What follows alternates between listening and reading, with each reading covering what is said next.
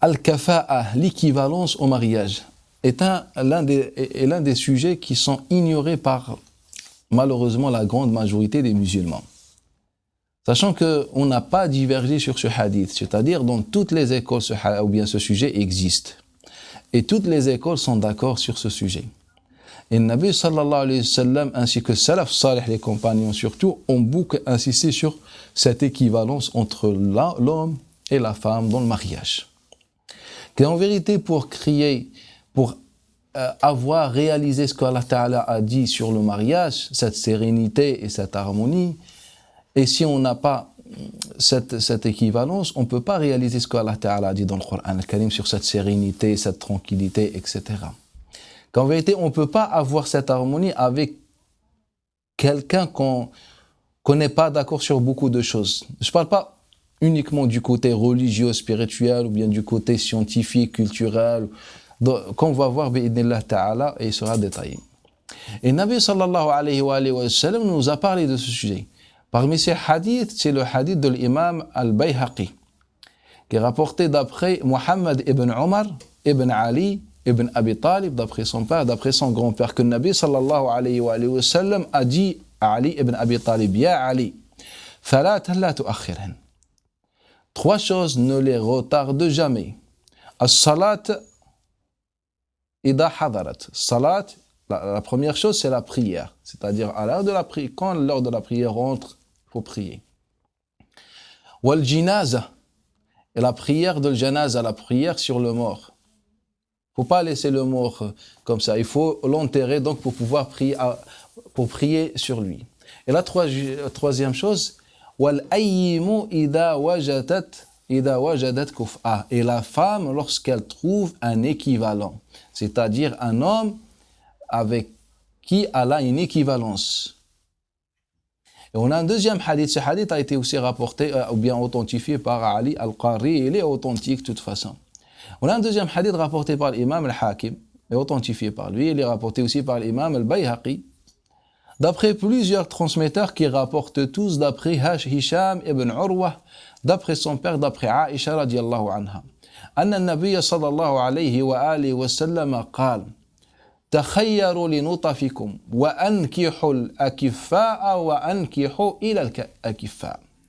Nabi sallallahu alayhi wa sallam nous dit, d'après Aisha, avec sa chaîne de transmission, choisissez avec qui vous accomplissez votre mariage. وَأَنْكِحُوا الْأَكِفَّاءَ. Et mariez-vous avec l'Akifa, ceux qui sont équivalents. Et mariez aux équivalents. C'est-à-dire, c'est un autre hadith où Nabi sallallahu alayhi wa sallam nous insiste sur l'équivalence entre l'homme et la femme. Et c'est pour ça qu'il n'y a pas de divergence entre les savants de l'islam, que l'équivalence est une condition dans le mariage. C'est-à-dire, on ne peut pas imaginer un mariage sans cette équivalence. Comme on ne peut pas imaginer la prière sans la prosternation ou sans les ablutions. Sauf qu'il y a une petite divergence technique entre les savants sur la qualification de cette condition. Comme le Hanabila et beaucoup de Malikites nous ont dit que l'équivalence est une condition de la continuité du mariage. Et cela est un avis hanafite. Et beaucoup de Malikites et Shafi'ites disent le contraire, ou bien disent autre chose, disent que l'équivalence al-kafa'a est une condition de validité. Est une condition de validité. C'est-à-dire, quelle est la différence entre les deux? Si on parle de la validité, c'est-à-dire que l'équivalence est un droit pour Allah Ta'ala, c'est un droit d'Allah Ta'ala. C'est comme par exemple la prière. Celui qui prie sans avoir les ablutions, on dit que sa prière n'est pas valide. Et la validité de sa prière ne dépend pas à lui en personne. Ne dépend pas à lui en personne. Donc quand on parle de la validité, on dit c'est un droit d'Allah Ta'ala. Une prière, comme la prière sans les ablutions. Ou bien la prière sans ses conditions. Donc on dit la prière n'est pas valide. La prière est invalide. Et quand on parle de la condition de la continuité, on dit que le mariage ou bien la validité du mariage dépend à l'autorisation, bien à la permission de la femme ou les parents de la femme. C'est-à-dire, si une femme se marie avec quelqu'un et ils ne sont pas équivalents, bien l'homme n'est pas équivalent, comme je vais préciser après, l'homme n'est pas équivalent à la femme, dans ce cas-là, le mariage est valide. Et la femme a l'autorité absolue de l'annuler quand elle veut, sans d'autres raisons. C'est-à-dire, si elle constate qu'en vérité, il n'y avait pas d'équivalence, elle peut l'annuler. Comme ses parents dans un avis, précisément chez les Hanabila, que les parents aussi peuvent l'annuler. La précision, l'objectif, comme il dit l'imam Ibn Uqayl, est rapporté par l'imam al-Mirdawi, et aussi rapporté dans l'Iqna', que l'équivalence est un droit uniquement pour les femmes. C'est-à-dire que toute femme, sans divergence, peut se marier avec n'importe quel homme. Et pas tout homme peut se marier avec n'importe quelle femme sans divergence. C'est-à-dire n'importe quelle femme peut se marier avec n'importe quel homme.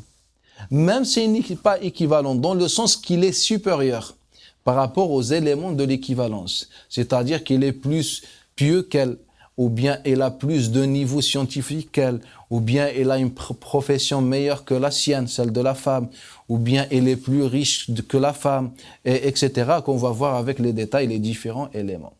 Mais sans divergence, que cette condition est retenue uniquement pour les hommes, c'est-à-dire l'homme ne peut pas se marier avec n'importe quelle femme.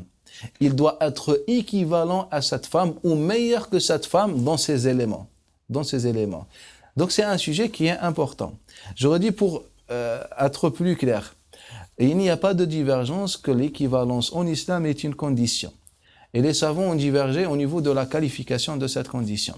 Certains savants nous ont dit que c'est une condition de validité, c'est-à-dire une fois il n'y a pas cette condition, cette équivalence, le mariage est annulé, même s'il y a toutes les autres conditions et les obligations. Et ça, c'est un avis. Le deuxième avis, qui est relativement majoritaire, c'est que l'équivalence est une condition, mais une condition de la continuité. C'est-à-dire pour que ce mariage soit valide, ou bien pour que ce mariage continue, c'est-à-dire il est valide, mais pour qu'il puisse continuer, il faut que la femme le valide. C'est-à-dire après avoir fait le mariage et que la femme elle a vu l'homme et elle s'est rendue compte qu'en vérité il n'y avait pas une équivalence, etc. Soit elle l'accomplit, c'est-à-dire elle le confirme, soit elle dit non, je change d'avis, je ne suis pas d'accord et le mariage est annulé une fois la femme déclare qu'elle n'est pas d'accord. Et le mariage il est automatiquement annulé car il n'a pas sa condition. Et la troisième chose, c'est que cette condition représente un droit pour la femme, car elle est retenue uniquement pour les hommes, c'est-à-dire que les hommes qui doivent avoir cette équivalence. C'est-à-dire, comme j'ai dit, toute femme peut se marier avec n'importe quel homme, et pas le sens inverse. La quatrième chose, ce qu'il a dit l'imam Muhammad ibn Hassan Shibani et Abu Youssef, et cela c'est l'avis de l'école Hanafite, ou bien d'une version dans l'école Hanafite, c'est que ce droit concerne uniquement la femme et non les parents de la femme. Car en vérité, les savants ont divergé. J'ai dit que l'avis qui est relativement majoritaire, c'est l'avis qui dit que c'est une condition de continuité. Donc, on attend ce que la femme et les parents disent après ce contrat. Donc, cet avis a divergé. Certains Hanbalites précisément disent que c'est un droit pour la femme et les parents de la même façon.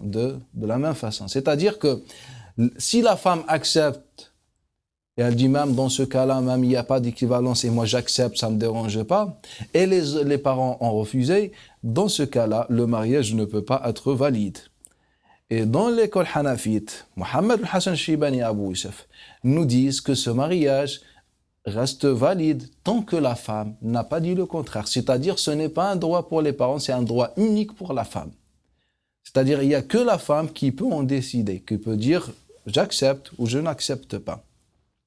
Et c'est le seul avis qui a des arguments. C'est le seul avis qui a des arguments. Parmi ces arguments, ce que l'imam Malik rapporte. D'après Abi Salama ibn Abdurrahman, d'après Aïcha, lorsque le Nabi sallallahu alayhi wa sallam est parti voir Barira, qui venait de divorcer. Et là, le Nabi sallallahu alayhi wa sallam lui propose de retourner à son mari, Mourith, radiallahu anhu. Cette femme a refusé. Mais on n'a jamais vu que le Nabi sallallahu alayhi wa sallam a demandé la même chose à ses parents. C'est-à-dire, il est parti la voir directement. Si les parents ont une influence sur le mariage, le Nabi sallallahu alayhi wa sallam aurait consulté Barira avec ses parents, en leur disant la même chose. Est-ce que votre fille peut retourner à son mari? Alors que le Nabi sallallahu alayhi wa sallam n'a pas été voir les parents de Barira. Un autre hadith encore plus clair, c'est le hadith de Ibn Majah, qui est rapporté d'après Kahmas, d'après le Hassan al-Basri, d'après Ibn Burayda, d'après son père. Qu'une femme, une jeune fille précisément, car certains fuqaha n'ont pas fait la différence entre deux hadiths qui sont rapportés dans le même sujet. Et c'est pour ça qu'ils ont mélangé les deux hadiths et ils nous ont sorti qu'une seule version, alors que ce sont deux hadiths, dont le hadith que je vais rapporter est le hadith le plus authentique par rapport à l'autre, c'est-à-dire le plus authentique. C'est que certains fuqaha ont dit que c'est on pensait que c'est le même hadith, ils ont dit que le hadith parle d'une femme divorcée, qui est parti voir le Nabi sallallahu alayhi wa sallam. Alors que le hadith le plus authentique nous dit le contraire. Et la deuxième chose, c'est qu'il y a deux hadiths et non un seul hadith, comme certains fuqaha se sont trompés. Ce hadith, il est rapporté avec sa chaîne de transmission qui est authentique selon les conditions de musulmans, et avec une deuxième chaîne de transmission qui est authentique, rapporté aussi par l'imam Ibn Majah d'après Ayoub ibn Abi Tamima, le cheikh de Malik, d'après Ikrima, d'après Abdullah ibn Abbas. Et dans les deux hadiths, Abdullah ibn Abbas et Burayda ibn al-Hasib, les deux compagnons, nous disent une jeune fille, et Abdullah ibn Abbas nous dit bikr, c'est-à-dire qu'il n'est pas divorcé, c'est-à-dire une jeune fille qui s'est jamais mariée, qui est partie voir le Nabi sallallahu alayhi wa alihi wa sallam. Oui, disons, Ya Rasulallah, inna abi zawwajani min ibn ammi liyarfa'a khasisatah. Il a dit, ô messager d'Allah, mon père m'a marié avec son neveu pour qu'il élève son degré, car le neveu, il était riche. Liyarfa'a khasisatahu. Et là, le Nabi sallallahu alayhi wa sallam dit à cette jeune fille qui n'était pas divorcée, comme j'ai précisé, ton mariage est entre tes mains. C'est-à-dire, si tu veux le valider, le confirmer, soit l'annuler, et il est annulé sur place. Qalat ya Rasulallah, méditez avec moi sur cette parole de cette femme, de cette jeune fille, et comment elle a la réflexion. Elle dit, ya Rasulallah, je ne suis pas venu pour moi, mais je suis venu pour que les femmes apprennent que les parents n'ont aucune autorité sur elles. لتعلم النساء أن ليس للآباء عليهن أمرا.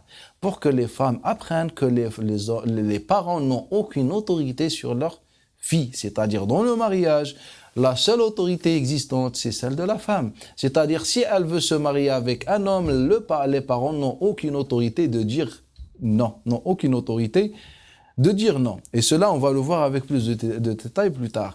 Donc, le Nabi sallallahu alayhi wa sallam déclare, et elle dit cette parole dans la présence du prophète sallallahu alayhi wa sallam, c'est-à-dire la présence du Nabi était présent. Et si cette parole n'était pas correcte, le Nabi sallallahu alayhi wa sallam aurait réagi, alors que le Nabi ne dit rien. Donc, ce hadith nous déclare que seule la femme qui a l'autorité. Donc, au final, l'équivalent, c'est un droit de la femme et pas un droit de la femme et les parents.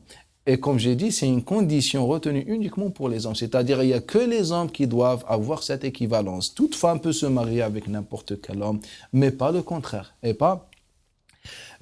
Et ce hadith aussi nous ouvre une autre parenthèse. Ce que beaucoup des parents font malheureusement. Précisément, cela est courant dans les pays arabes et les pays africains, et malheureusement, on est contaminé ici, même dans ce pays occidental. C'est que souvent les parents veulent que leur fils se marie avec des garçons qui ont les mêmes origines.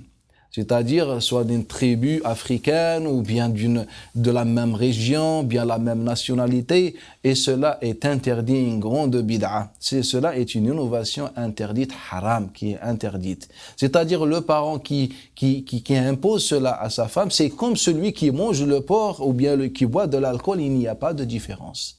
Il n'y a pas de différence. C'est haram et c'est haram. Et Allah Ta'ala dans le Coran al-Karim nous a dit aux croyants, nous vous avons créé d'un être ou bien d'un mâle et d'une femelle. Et on a fait de vous des nations et des peuples afin que vous viviez ensemble. Vous viviez, c'est-à-dire de vivre ensemble. C'est pour ça que Salaf Salih n'ont pas fait la différence. Et les compagnons radiyallahu anhum se sont mariés entre eux, sachant qu'il y avait des compagnons qui avaient des origines arabes, d'autres compagnons qui avaient d'autres origines arabes, qui venaient du Yémen ou l'Égypte. On avait des compagnons qui n'avaient pas des origines arabes, comme Bilal ibn Rabah, qui s'est marié avec une femme de Quraysh. Une fille de Quraysh, et comme beaucoup de compagnons, comme Salman al-Farisi, etc. Donc, et comme Abu Moussa al-Ash'ari s'est marié avec une femme, une femme perse, etc. Donc, le Salaf Salih n'avait pas ce genre de comportement. Et Allah Ta'ala nous le dit dans le Coran al-Karim, et Nabi sallallahu nous l'a dit dans le hadith qui est rapporté par l'imam Ahmed ibn Hanbal et Abdullah ibn Mubarak, d'après Abi Nadrat al-Abdi, qu'il n'y a pas de différence entre un arabe et un non-arabe. Un non-arabe. Et la seule différence, c'est la piété et pas autre chose. Pas comme malheureusement ce qu'on fait actuellement d'imposer à nos filles de ne pas se marier avec des hommes qui n'ont pas les mêmes origines, etc., ou les mêmes nationalités, ce qui est malheureux. Cela est interdit, c'est une innovation. Donc je reviens et je dis qu'en vérité, cela c'est la première condition pour pouvoir se marier. Car généralement, on veut se marier, on va chercher directement n'importe quelle fille ou n'importe quel garçon et on se marie directement. Notre préoccupation, c'est juste les deux témoins, la dot et la présence d'un imam avec une petite fête et le mariage. Le mariage de cette manière est loin d'être un mariage religieux, est loin d'être un mariage béni par Allah Ta'ala. C'est comme le mariage, c'est comme les autres adorations de l'islam et comme les autres contrats. Et il nous faut des conditions. Il nous faut des conditions. C'est comme pour pouvoir prier, il faut que je passe par des conditions. Il faut que je fasse mes ablutions, je suis propre, je me dirige vers la Qibla, etc.